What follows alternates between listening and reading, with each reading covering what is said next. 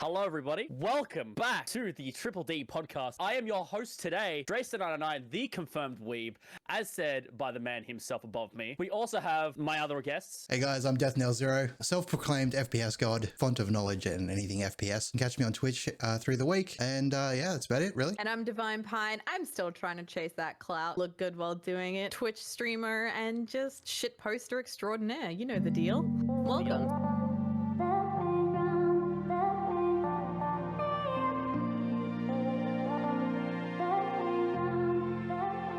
But yes, welcome back. Episode 2. Episode 2. We made it this long. Can we get a round of applause for making it episode 2?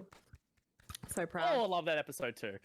But have we got a show for you today? Something quite common that we all know about, microtransactions in general.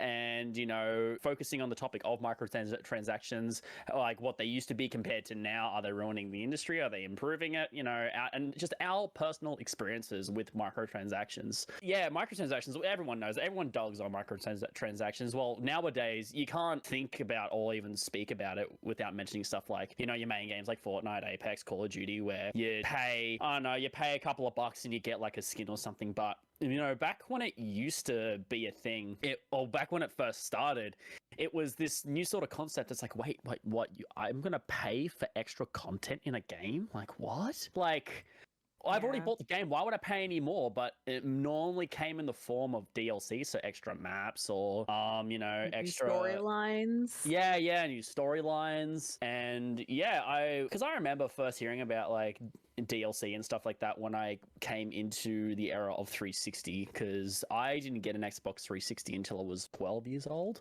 And, you know, playing something like Call of Duty for the first time and looking at the stuff going, wait, what's downloadable content? Like, I don't understand. Like, I thought it was like, I don't know, some sort of options. Of, I was 12. And then seeing, you know, my friends would be playing like a map or something that I'll be like, oh, guys, where's that? And it's like, oh, you have to buy it. And I went, what? That's so dumb. That's not going to take on. You can't join our lobby unless you're cool. You can't join our lobby unless you've got wads of cash to fucking throw around. I definitely do remember back in the day, Call of Duty 4, the first map pack to come out, like the multiplayer for Call of Duty 4 was spectacular. And it was like something that hadn't really been done at the time so well. I don't know. I pumped a lot of what should have been school certificate hours into Call of Duty 4. You know, hitting 10th prestige. Everyone, oh, absolutely, I'm sure. You know, hitting 10th prestige and all that kind of stuff. And then, you know, all of a sudden there's a new map pack, right? And it was like 4 maps. If you didn't have the maps, they would kick you from the lobby. You'd see it was that map coming out, and then you'd hear the distant cries of the kids who had no money. Vote to skip. This kid right here, bro. This kid right here. But all the rest of us that worked at Macca's and shit. At least spent your money on. You got a job at Macca's so you could get the latest DLC. You know, it's fucking $8 an hour to $8 an hour to buy a 4-map pack for $15. It was like, what was it, like 3,200 Microsoft points or something like that back in the day? Yeah, that was it. Yeah. I remember I used to when I was playing Black Ops, like for me it was the zombies maps, because you know I was obsessed with zombies, and all my mates were like playing these new maps. I'm like, I need to get this, I need to play this. So I would like spend hours like mowing the lawns, washing the car, getting the allowance up, and I'm just like, I just wanted it so bad. I'd desperately be like, oh please, and then I'd run to the local EB Games, it was, because I used to get the actual physical cards. So I'd go to my local EB Games, pick up the 3,000 Microsoft points, run back home, and then like get the latest pack and maybe some like skins, because it would only allow you to buy like maybe one like map pack or something like that, and then you could get some like, because you know the logical thing would be to save your money for the next map pack. Like, nah, I want this cool looking skin that I paid like $2.95. That was always the way too, and it's obviously continued today. Was the amount of points you could buy was like just like enough to cover what you wanted, but then there was some left over to get you to buy more. Like, you know what I mean? It's like, oh, I could buy this if I got another 800 points. It's like, all right, so you went and got another 800 points. And I feel like that's obviously continued today in certain titles and things like that. Finessed it over time, where, you know, when it first started, they were like, you know, we'll just do some skins and guns like that. But now a lot of games are purely based on microtransactions. You know, people are spending like compared to what it used to be nowadays. Look at, like, for example, gacha games. Look at those free anime gacha games.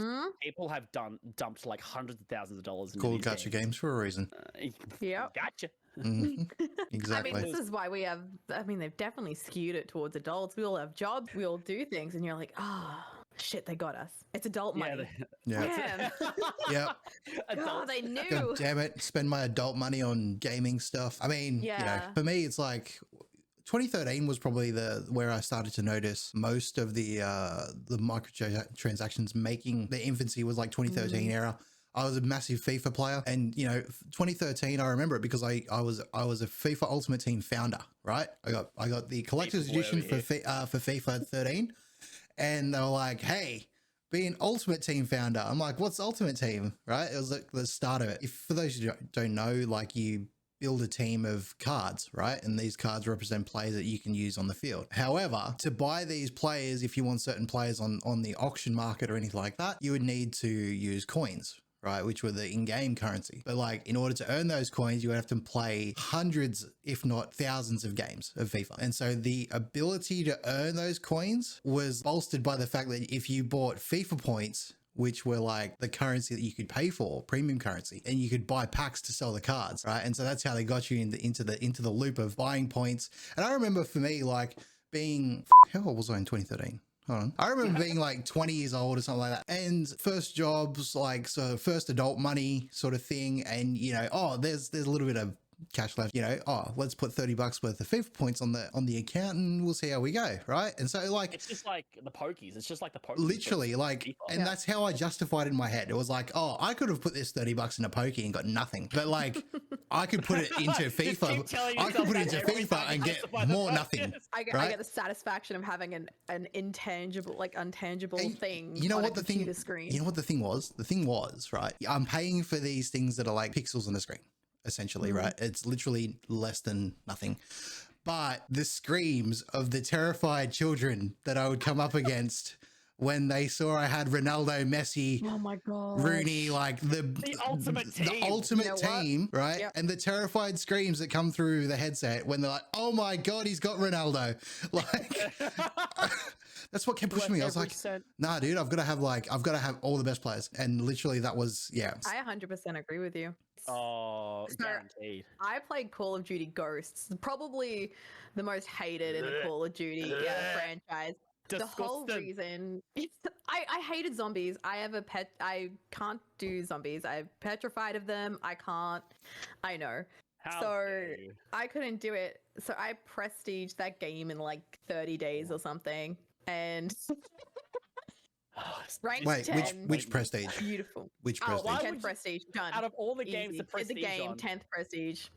Easy. Wow. Okay. Out of all the games to prestige, why would you do Ghosts? Because, okay, one, you could buy Snoop Dogg's voice as the Snoop guy. Lion at that point? Was it Snoop Lion or was it still Snoop Dogg? It was No, it was Snoop still Snoop Dogg Dogg. because there was one line where it was like, Pick up points by reaching the enemy portal, you did? he just really inspired you to go murder the other team when you're in a death match, and you're like, yeah, let's go.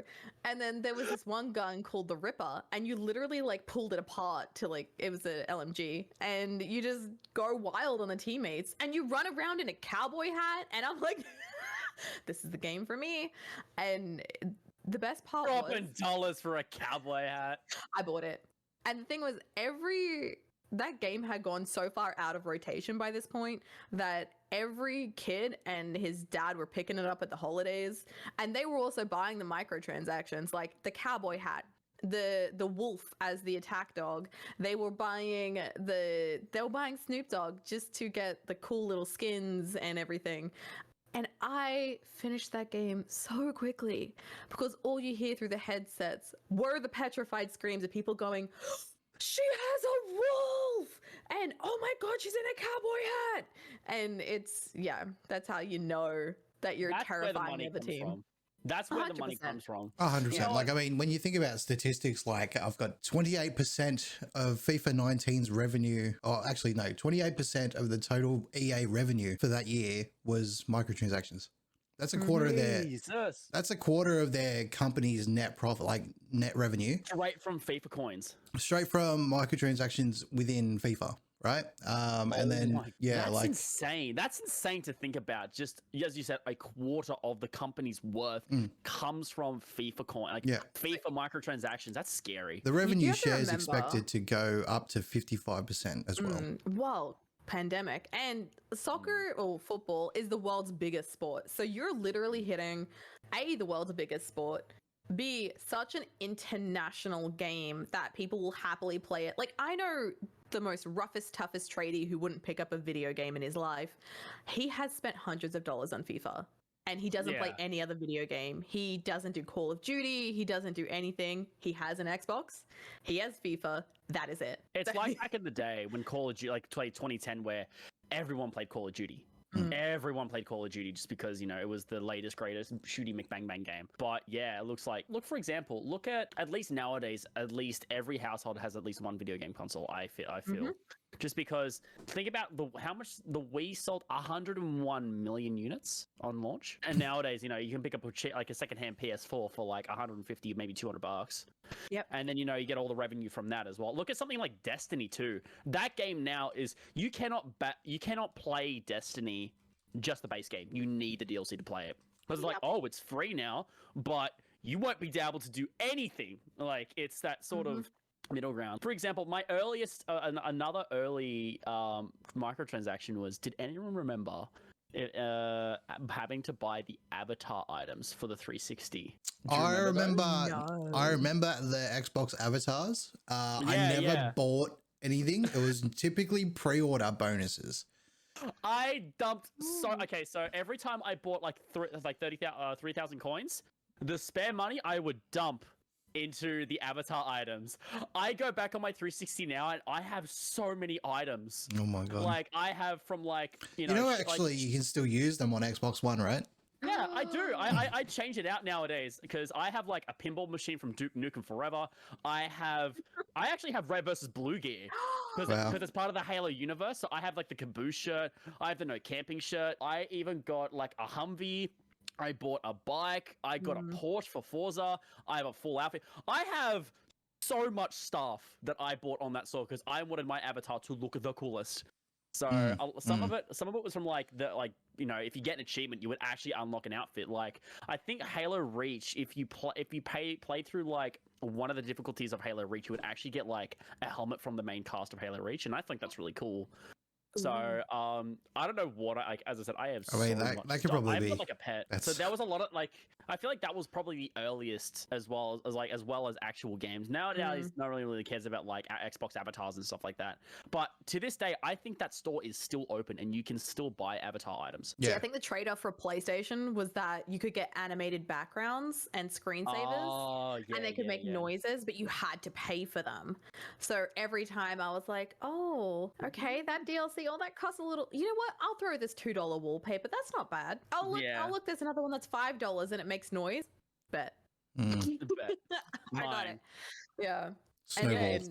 It's just snowballs. From there. Oh, it does, because like you think, oh, it's just that little bit here, it's just that little bit there, it's just that little bit here, and then we can't go past talking about microtransactions than the infamous Star Wars Battlefront and their whole microtransaction debacle, where, you know, they had to pretty much tone down what you could get in the boxes themselves, because you could just pay a whole bunch of money and get like Darth Vader. I feel like the problem was that they had toned down what was in the boxes, because essentially with Battlefront, if you wanted to use a hero in game, you had to unlock them through a loot box and not through in-game experience. And that was what kicked up a stink with a lot of like the player base, and that's why a lot of people were saying to boycott it. But see, the thing is, if you're doing it with the Star Wars IP, you're not just pissing gamers off, you're pissing Star Wars fans off. Star Wars. One of the biggest fandoms in the world. Imagine having to pay $5 minimum. Okay, so the chance to get Darth Vader was something like 0.01 or something. That's less than gacha terms. And gacha's pretty hard as it is. It was because Darth Vader, watching the original trilogy, you're like, oh yeah, he fucking breathes and he's got his red saber and he's like this bad. He breathes. He breathes. No, but you know what I mean. Vader. He's like, yeah, I know. He breathes. Oh, daddy. I'm totally going to reference the ending scene of Rogue One, where you literally feel your insides clench. Like, he is typical bad guy. You get scared, and then you get to play him in a video game. Why wouldn't you want to play him? And then EA is like, hey, let me just ruin that opportunity for you. Let's monetize the hell out of this. Right? And then other people were behind paywalls too. And it's not just like that. You're literally destroying one of the strongest fan bases on earth.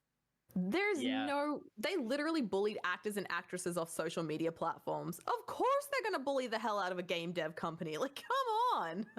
It's one of those things where you are absolutely screwed if you piss off any of these two big communities. And then like, because it's a shame, because I actually played a little bit of Battlefront 2 myself, and it's a fun game.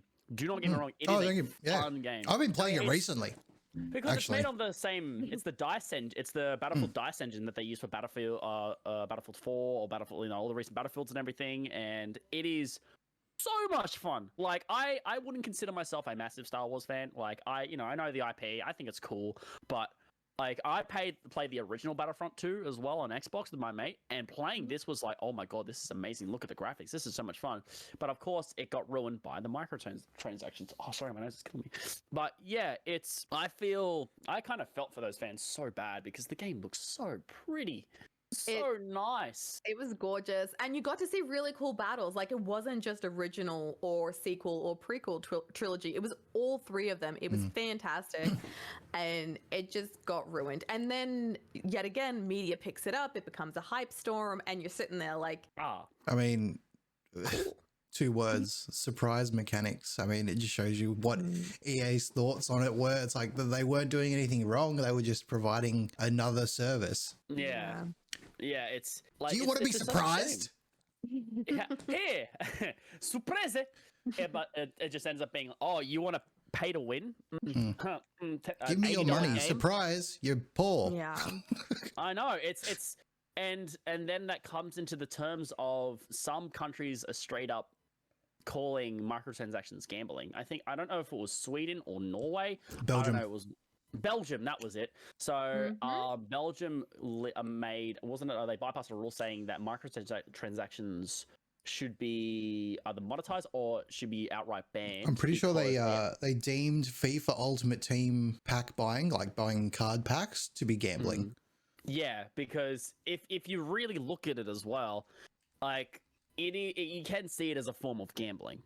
Like, it's addicting as hell. It is because I remember my biggest thing was I used to buy CSGO packs. That's what I was thinking of. Yeah. Like, you can actually go to sites and gamble stuff as well, which is crazy, because when I used to play quite a little bit of a CSGO, I used to be buying the keys all the time. I used to buy the packs all the time, and that got so big that YouTubers, Twitch streamers, they were like, I remember there was a big scandal once that people were sending other people to third-party websites to spend their money. Oh, that was a huge thing back in the day. Like, I remember, there was YouTubers like Road to Shore and KSI and stuff like that. They'd be associated with third-party websites that were selling FIFA coins, and so like, instead of buying the FIFA points, right, you go to a third-party website and buy 1 million coins. Right. And that would cost you, $80, $90 or something like that. Right. But like, you wanted the coins. So you're like, oh, well, in exchange for time, because I'm not going to take as much time to earn that money. Right. And so like, you exchanging your time and money for these FIFA coins. And so like, you would get the coins and then you could buy whatever you wanted. Yeah. And these YouTubers were like putting affiliate links into their descriptions. Go to MMOGA, I think, was one of the ones that I used to go. Okay. Yeah, go to MMOGA and buy FIFA coins until obviously they started banning accounts that were associated with stuff like that. But I just pulled up. Jump on. I just pulled up it's thousands. Oh yeah, heaps. I just pulled up an article here, and looks like Belgium actually had banned games like Overwatch, Counter-Strike Global Offensive, and FIFA due to their loot box mechanics. That's understandable with Overwatch. I will admit, when I walk into an Overwatch game and I see any kind of legendary skin, I'm like, do I just... They look so good. They look so good, but I'm sitting there going, okay, do I do I shit bricks and leave, or do I just stick it out and go, ma'am, you got a really nice skin? Yeah, Do I it's just- the You it's know? always like the mentality of, okay, do I play this game enough for me to actually put enough money into it? Because Mm, like for me, that was me with Overwatch. So I'm like, oh, I'll play Overwatch. This is really fun. You know, played. I bought a few packs, play, more packs and more packs, and then I just stopped playing Overwatch. I'm like, yeah. well, now I have some cool skins, but like, I mean, that was me with Apex Legends. oh, back on the Apex When- train, and I bought a few packs. When Apex Legends launched, right, I wasn't on PC. I was on Xbox. I was a console gamer. Hey, there's nothing wrong with console gamers. Okay, Not at all. You know, we accept. you butt. I accept You know, everyone. I'm nearly 1 year on PC. It's coming up in like a week, maybe, that a year since Gilda was built. Oh, congratulations! When's the biggest celebration? I'm gonna have a birthday party for her. When Apex launched, I was a console gamer, and you know, they launched Apex and said, "Hey, here's this battle royale game. It's free. Have it." Mhm. And we're like, "All right, dude." And you know, like they launched to millions of players in the first weeks. Yeah. For this free BR game that, you know, because BR was the flavor that everyone was into, you know, PUBG was a thing, and console Oh, gamers didn't have PUBG. PUBG or anything like it. And then there was Fortnite, and not everyone could get around the learning curve of building and stuff like that. And they wanted something more Call of Duty like, but Oh. less dancing on people. But, you know, but yeah, so yeah, Apex launched, and for me, I could justify spending the money. You know what I mean? I justified earning my money and then having it in my account and going, you know what? Yeah, I'm going to buy $20 worth of loot boxes in Apex because I got it for free. It's a AAA game, and I justified in my head that way. That was like, oh well, you know, hopefully this supports the devs, but it probably doesn't. Like, you know, It's EA. It is EA. Man, it goes to the shareholders, but you know, like sometimes they green light games because they've got money. So in a way, I feel like it helped them in some way. But yeah, like I can definitely like justify if the game's free and a lot of like the skins that don't contribute to the game are paid. Honestly, for me, I do not mind that because the game was free in the first place. You know, as I said, hopefully it supports the devs as well. And you know, if I want to put my hard-earned money in to get a skin that I like, sure, why not? But then, as we've discussed before, the problem comes when it's pretty much pay to win. That's when I feel like it's, especially a lot of mobile games. mobile games Mobile definitely. gaming is the king of pay to win. But I mean, when you think about the markets that mobile games predominantly are in, right? So mobile games typically, I mean, they are played in like a lot of Western countries, you know, Australia, US, England, all that kind of stuff, like Europe. But predominantly mobile games are played mostly in Asian countries. Places like India, China, the rest of Asia, things like that, where it's easier for them to get a hold of a mobile device than it is to perhaps get a gaming PC worth, you know, a couple of $1,000s. Whereas like, you know, a smartphone, you could get a smartphone in Asia really cheaply. And so the access to the mobile games is easier over there. And then, you know, obviously the ability to spend, I mean, think about how many people are in India and China and the rest of Asia. You know what I mean? Like we're talking billions of people. Like we're talking at least a third, if not half the world's population, like in those in that area. You know what I mean? So that spending and all that kind of stuff, that's what these mobile games are aimed to do, is to get people to spend. And obviously there's a lot of people around those, like in those countries that are doing that spending. And you look at games now, like we're now coming to the age where we're doing a lot of cross-platforming games where you are now cross-platforming with mobile devices. Fortnite, I think Raid Shadow Legends. Everyone's been sponsored by Raid Shadow Legends. Genshin Impact. Yep. But the main one, Genshin Impact at the moment, is huge. People, because it's like, don't get me wrong, I've played Genshin Impact and I like the game. It's actually really fun. And the fact that I can go from my mobile device to playing on my PC when I want to is such a nice little thing to have. Like if I'm out, I'm like, oh, you know, like, because I never used to justify actually playing any mobile games. I'm like, you know what, I don't really care. Has gaming phone. Yeah, has gaming phone, you know. Shut up. But like mainly for emulators, but we don't talk about that.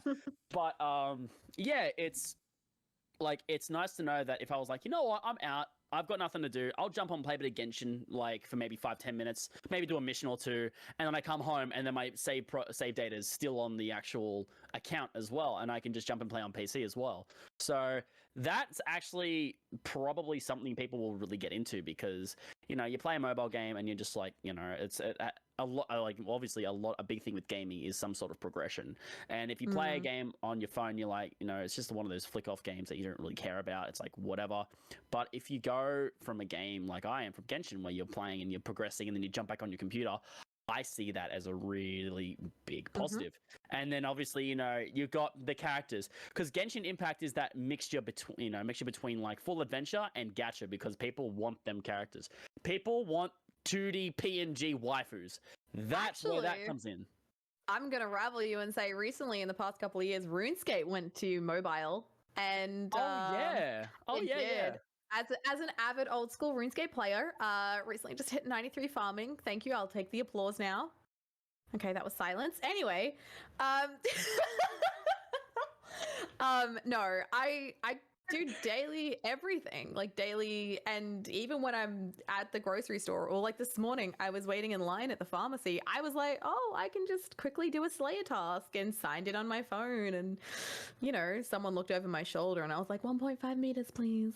1.5. I'm farming. I'm just trying to slay some Dagonoth here. Excuse me. I'm busy. But yeah, it's definitely a matter of convenience. But I'm also going to say that the Nintendo Switch is a console recently that is, I think our world is becoming one of convenience in terms of games on the go. The PlayStation Plus had the right heart, but it didn't have the right, I think it was way too many years ahead of its time.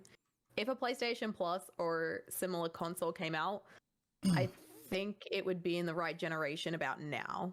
I think Xbox is going sort of towards that with Project X Cloud, where you can cloud stream games to your mobile. You essentially just plug your phone into a controller and it's a console on the go. Ooh, that's cool. I think I've got, because that's what happens if you get Game Pass, right? You get the Game Pass on there. Yeah, I do believe so. Ultimate, Game Pass Ultimate, and then you have the chance to play, or you can stream games, because you also have Steam Link, which is you can stream your PC games on your Steam account to your phone if you've got a good enough internet connection. Yeah, oh, that's neat.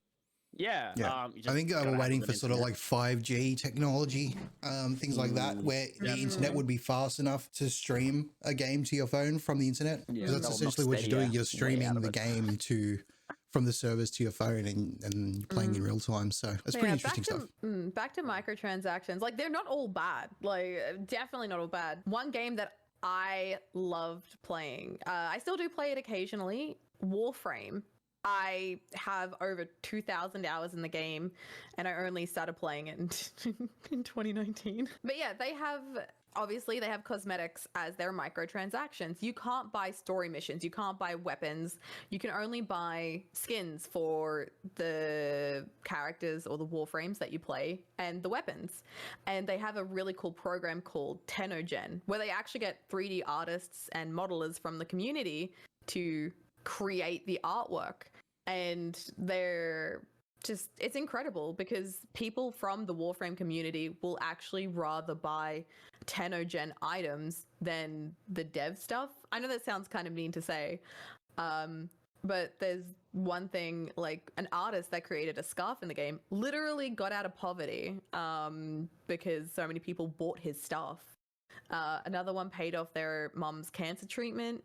Like, stuff happens with microtransactions, and I think Warframe is the only game that I know of that does this. Like, the devs are fantastic for doing that. But yeah, I wish more games kind of did that and actually put some stuff towards the community. And this is cross-platform too. Like, it's not just I've heard Steam. about Warframe.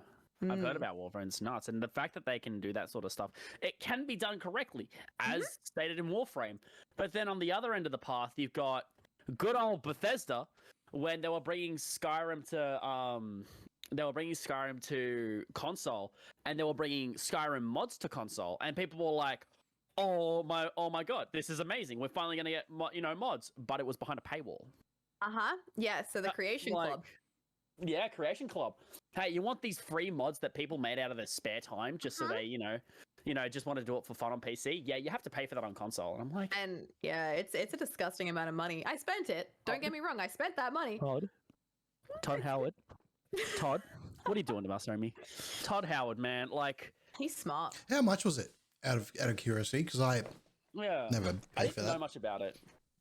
So anyway, How much? no, the Creation Club, it really depends. So there is, I think it's about 50 things total on the Creation Club selection board. Does it get there are- added, or is that it? that's it for the moment. Like, they're not actually going to put anything else on the Creation Club. The things that are on the Creation Club right now, there is a survival mod, there is a camping mod, there's a couple of houses, there's some cosmetics, but that's it. And the most expensive one that I bought was $15. For a mod. So wait, whoa. So For a mod. Yeah, do you have to pay a subscription to the Creation Club first? No, you actually have to Okay. purchase Creation Club credits. This is through, so I did this through Steam. I didn't do it through my PlayStation because I platinum every Skyrim game that I get. So I didn't buy anything through my PlayStation. I only bought it through Steam. But I knew I had the option to do it through my PlayStation. But through the Creation Club on Steam, you have to buy the Creation Club credits, and then you can purchase them in the game. That's criminal. Yeah, so That's one actual criminal. Wow. one mod, I did the calculations, one mod cost 15 Australian dollars. When you could get it for free on PC, out of somebody who just made it for the sake of making it. And I spent the money on PC, yes. So, did anyone from the original mods?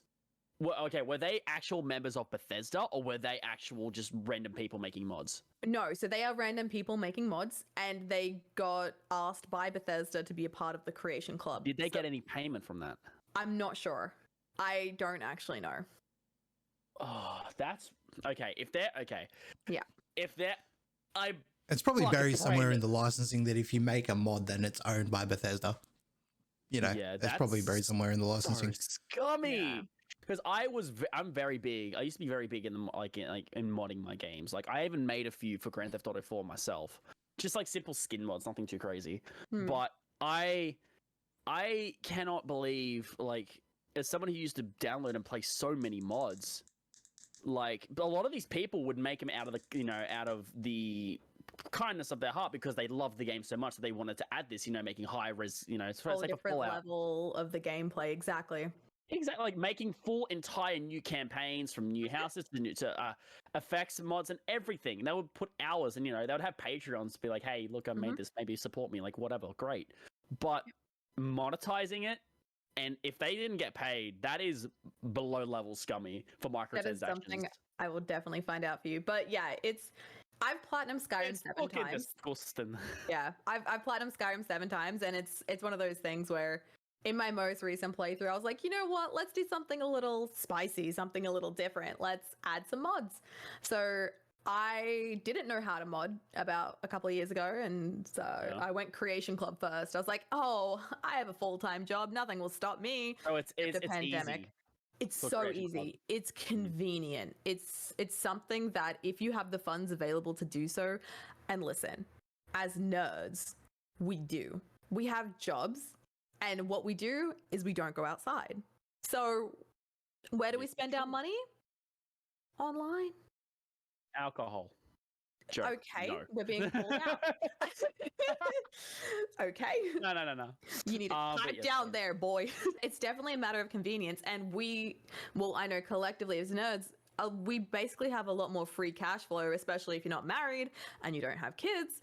It's so easy to just be like, oh, that's $15 and I can get a really cool mod and just slap it on there. Like, it's not a big deal.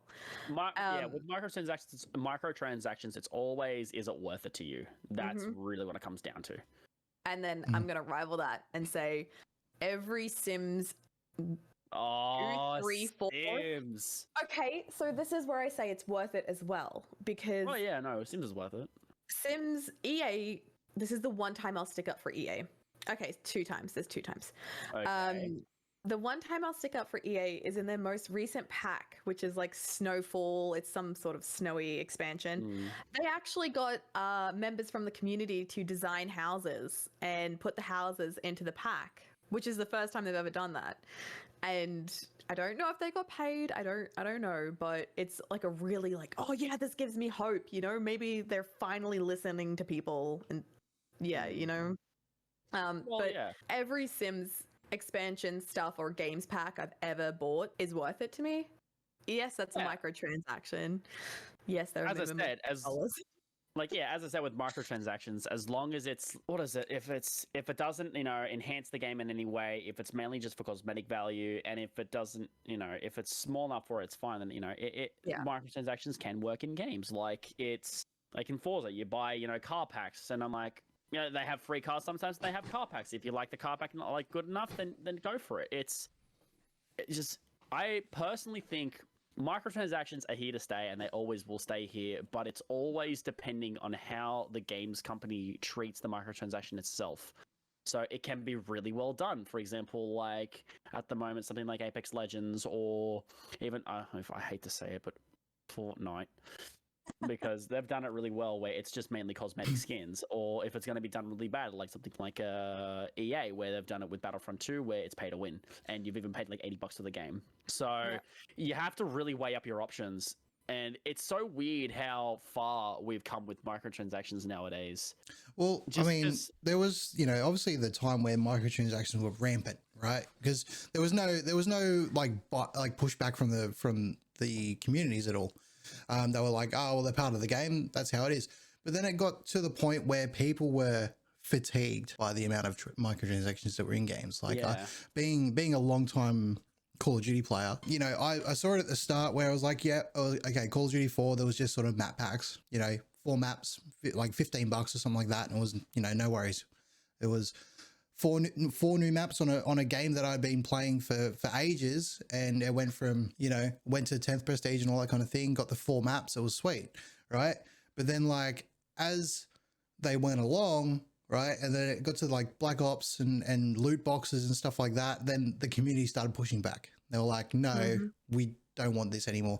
And you see it now with like Modern Warfare 2019 and Black Ops Cold War, where they've gone to a more battle pass style way to get people to spend money. The battle pass is definitely one big, you know, change in the microtransaction industry, where it's like, oh, pay, you know, 30, you know, $20 and get this battle pass, or get a battle pass jump. And, you know, every time you get these exclusive items that you can only get at the moment. Exclusivity is the one thing that keeps microtransactions alive. It's because people are like, oh, you know, if I don't get this, I'll never get it again. It's FOMO. It's fear of missing out. So I will admit, Sea of Thieves has done that really well, because you can either get it by the super premium currency, or you can get it by paying. And that way, if you actually put time, effort, and work into the game, you actually do see the rewards. So yes, it's a microtransaction, but it's one that you can work for, which I actually really appreciate. Yeah, I can appreciate it too. But if I had the choice of microtransactions or not, I would personally choose not to have them. Because when I buy my game, I like to unlock everything from the game and the ground up. Like, it's nice to be like, I've worked so hard that I've unlocked this. It's probably why I've spent so much time with Escape from Tarkov. The devs have made it very clear that while you can buy different levels of the game, essentially, which, you know, like for me, I've got the Edge of Darkness. I've seen the value in paying the money for it. I've got the Edge of Darkness edition, which will give me access to every DLC that comes out for the game post-launch. Obviously, the game is still in beta. But how long has it been in beta for now? A while. Years. Literally years. Like but Daisy all you know over what? again. The game's massive in terms of like the amount of stuff that's in it. And they're constantly adding new things and trialing new things and changing things out. They've said that there's no way that they're going to put microtransactions in game, which opens the door, I think, to another issue, which is the RMTers, which is the real money transactors, right? The things like MMOGA was back in the day for FIFA, they're still rampant today, because there's always going to be a demand for in-game currencies, you know, when you can exchange money for time. Because like Tarkov's a hard game. If you're not familiar with Tarkov, it's a very difficult game. The learning curve is steep, and it's unforgiving. But the devs have said that, like Nikita has said, that this is not supposed to be a fun game, but I have fun with it. So I don't know. Not fun for you. Yeah, In like Russia, you have no fun. literally, like it's a Russian game. That's one of the quotes from Nikita is it's a Russian game. It's not supposed to be fun. It's supposed to be hard. And what a lot of people have done is they've turned to real money transactors, which will sell you in-game currency for real money. That's a huge thing as well. Like, look at something like what's another massive RuneScape. example? Well, You can buy in-game RuneScape gold, pay $20 IRL, and get like X amount of in-game gold. yeah, and then there's like in-game like money vendors and stuff like not in-game, but you pay some guy on eBay to get like again, I hate to say the reference, but Fortnite. Pay $30 and get like a Fortnite account with a skin that you can't buy anymore. That's quite rampant as well. Like, where does that come in? Does that come in microtransactions, or does that come in just like literally selling your account? Yeah, and not pay to win, because it's still like the skins and all that. But you It have definitely like, falls under RMT. yeah, exactly. Like even like CS:GO accounts, Overwatch accounts come into that, like League of Legends accounts where they're like max level, whole bunch of skins, certain levels, so you can play on higher levels now. Yeah. So that comes into its own. Like I would say, microtransactions is like the light path, because you know everyone knows it. It's all above board. Then you move on to like selling accounts, which is like the the underworld. underground, the underworld of it. Like selling The criminal masterminds. Nerds have money. We don't go outside. We only buy games, dumb cosmetic things that Mountain we'll Dew. happily spend $50 on a sparkly little. and then thing. yeah, Like- a sparkly little like keychain for a gun. Yeah, 100%. I will spend so much money to buy loot boxes or crates or anything. I've spent over probably $3,000 in League of Legends to get all the Star Guardian skins across 3 accounts. Well, I think that's enough time for us, ladies and gentlemen. But again, thank you so much for joining us on the Triple D podcast. I have been Drayster909. I've been Death Nail Zero. And I've been Divine Pine. And we will see you in the next podcast. Take it easy.